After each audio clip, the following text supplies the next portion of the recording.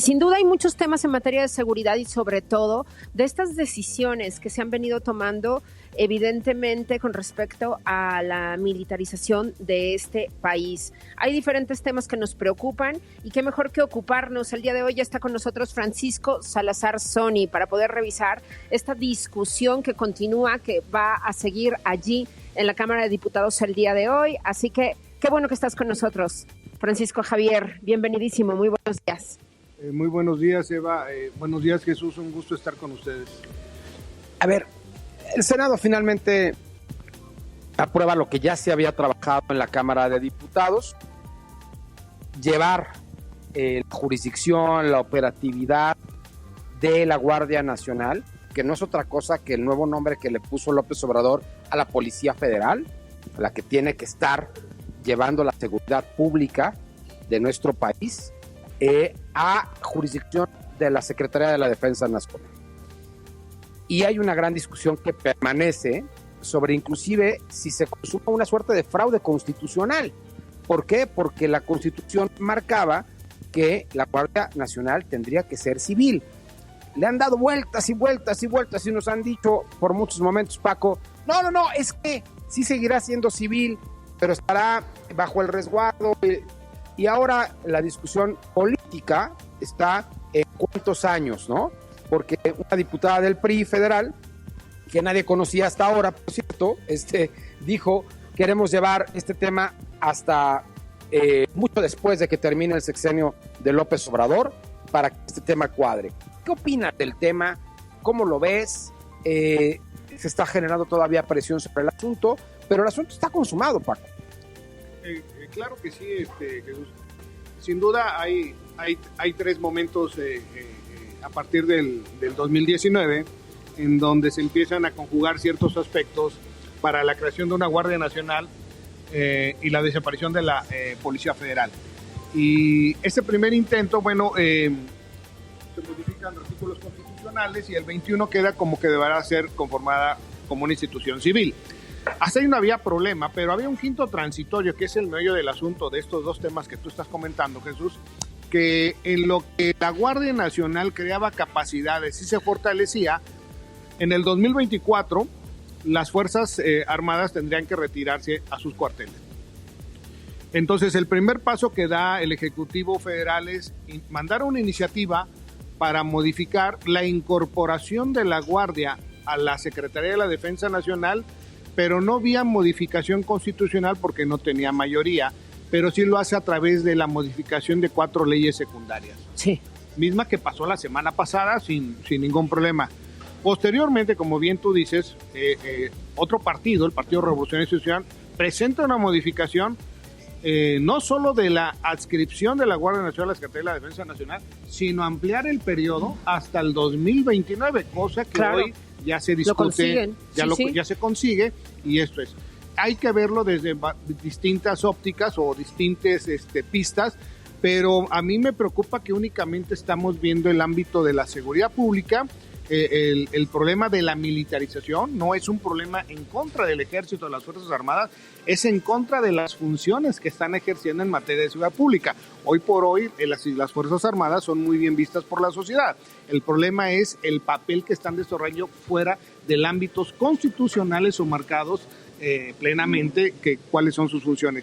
Y el otro aspecto que me gustaría comentar es que estamos dejando de lado el tema de procuración de justicia, ministerios públicos, capacidad de investigación, porque no es el tema nada más seguridad pública, claro. Es todo una cadena que tiene que ver con seguridad pública y ahí estamos dejando de lado este tipo de análisis en cuanto a si tendrán capacidad de investigación, si tendrán capacidad de lograr carpetas de investigación fortalecidas en las fiscalías, con las puestas a disposición. Si tú haces un análisis, Eva, Jesús, del costo-beneficio de la Guardia Nacional en estos incipientes 3 años, vas a ver que ha costado mucho y únicamente ha puesto a disposición a 6,000 personas y no sabemos en qué terminó esta cuestión.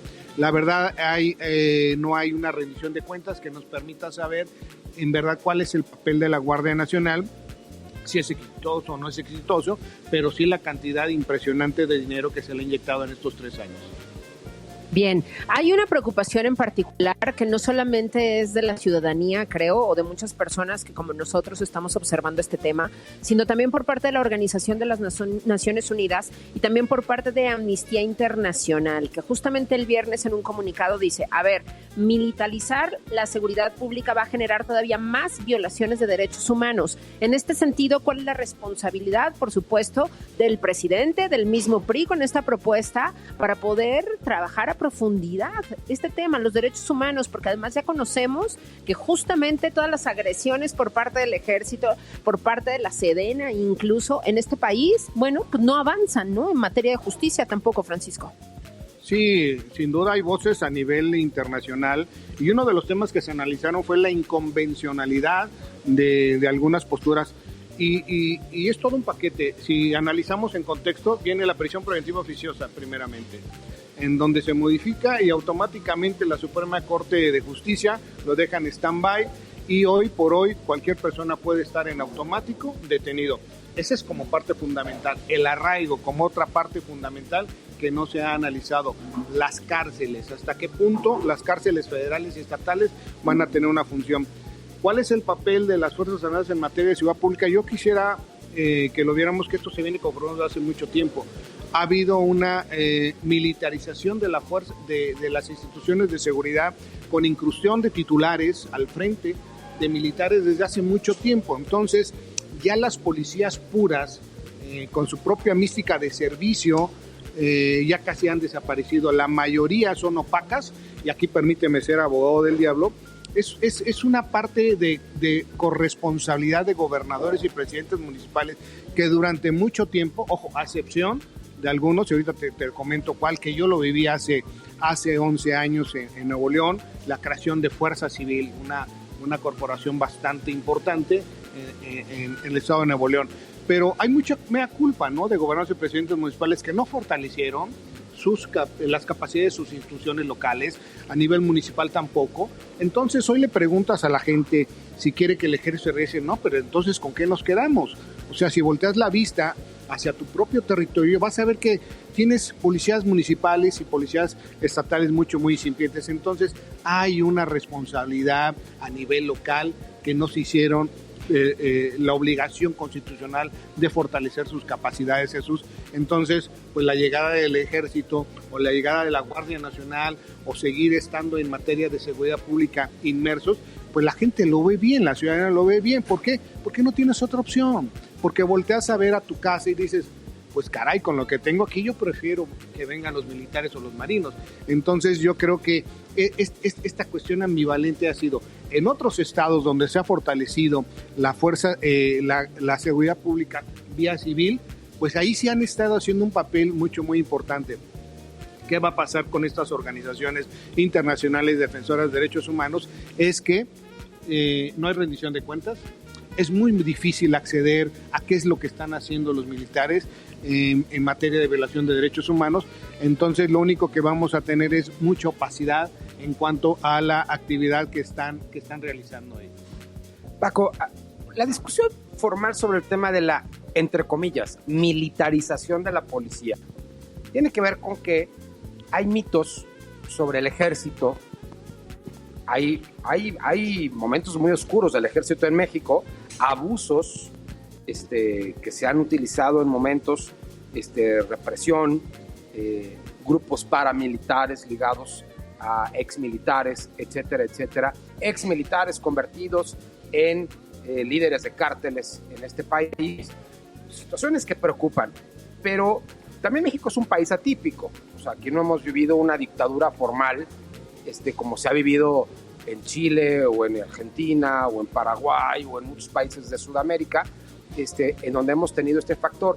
¿Hasta dónde realmente sientes, con experiencia práctica y con esta verdadera visión tropicalizada a nuestro país, que esté en peligro de una manera flagrante el respeto a los derechos humanos? Hace un par de días, cuando veíamos el desmadre que se hizo en Orizaba, yo veía unas imágenes tremendas de un soldado realmente diciéndole a la gente, o sea, como si estuviéramos en una zona de guerra, todos bajo tierra, detrás de la pared. O sea, sí también me parece que hay cosas que están ya pasando en este país que sí ameritaban la presencia de las Fuerzas Armadas, ¿no? Entonces, esto es todo un tema de muchos símbolos y de sentidos. ¿Cómo lo ves, esa parte? Yo siento, Eva Jesús, que debió haberse focalizado, subordinado la actuación del ejército en algunas zonas del país en donde eminentemente la presencia de las Fuerzas Armadas tiene que estar ahí. No hay capacidad de respuesta de las policías locales y el ejército o la marina tiene que estar operando ahí. El problema es que el ejército, las Fuerzas Armadas no tienen un contrapeso de control, ellos tienen su propio autocontrol, sus propios niveles, vamos a decirle, de manejarse en el uso de la violencia, el uso de la fuerza. Y algo muy importante que estamos dejando de lado es qué va a pasar con la Guardia Nacional una vez incrustada en el ejército si cometen algún tipo de delito. ¿Van a ser juzgadas por las leyes civiles o van a ser juzgados por el famoso fuero militar? Ese sería otro de los temas que analizar. Yo no siento, Jesús, que pueda haber un riesgo en este sentido. Si escuchaste el discurso del general secretario de la Defensa el día de ayer, pues hubo algunas situaciones en materia de crítica que lo veían como una amenaza velada. Yo creo que es una postura interesante sobre enemigos, ¿no?, de la nación, sobre gente que está en contra de que el ejército ejerza labores de seguridad. Yo siento que este ejército, estas Fuerzas Armadas, en este gobierno y probablemente en el que venga, va a necesitar un contrapeso. Y ese contrapeso lo tienen que hacer las instituciones y los partidos políticos. El problema es que es otro aspecto que tampoco se ha analizado, le empiezan a temer al ejército que pudiera tener alguna postura radical o algunos sectores del ejército. Yo no lo veo así, veo un ejército muy institucionalizado. ¿Qué es lo que pasa? Ellos pidieron durante muchos años, me estás metiendo a labores de seguridad, pero no me das marco jurídico. Estoy en la ilegalidad, no me gusta lo que estoy haciendo porque no tengo un marco jurídico de actuación. Hoy lo que les están haciendo el gobierno federal es darles ciertas herramientas jurídicas, claro, brutales y totales, de operación en materia de seguridad pública. Si tú analizas la Ley Federal de la Administración Pública, las facultades del secretario de la Defensa tienen que ver con la creación de la política criminal a nivel nacional, ¿no? Y va a tener el control de muchos aspectos que debería de estar en manos de civiles de una forma, ¿no? Bien, algo que preocupa en particular también, Francisco Javier Salazar Sony, es qué tan estrategas son, ¿no?, justamente desde las Fuerzas Armadas, ¿no?